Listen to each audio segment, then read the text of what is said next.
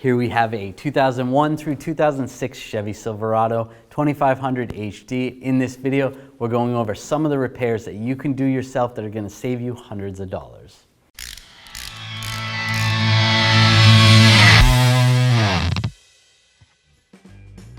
Let's talk about spark plugs and wires first. Now they're fairly easy to get to. This is a V8 engine, so everything's wide open.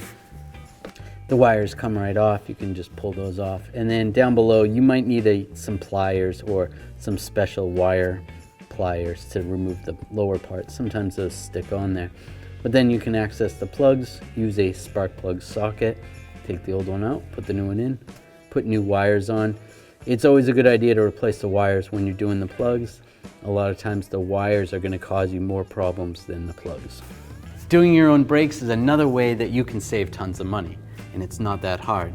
Take the caliper off. There's two bolts. There's one on the bottom, one on the top.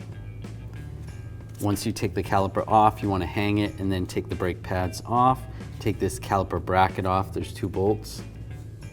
Then clean the brake caliper bracket up.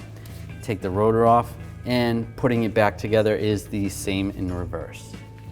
Replacing your shocks is fairly easy. You want to support the lower control arm.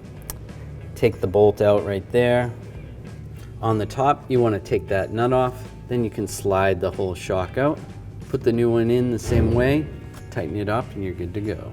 There's a few jobs that you can do yourself that are going to save you tons of money. If you enjoyed this video or it helped you out, make sure you subscribe to our channel, ring the bell, turn on all notifications so you don't miss any of our videos.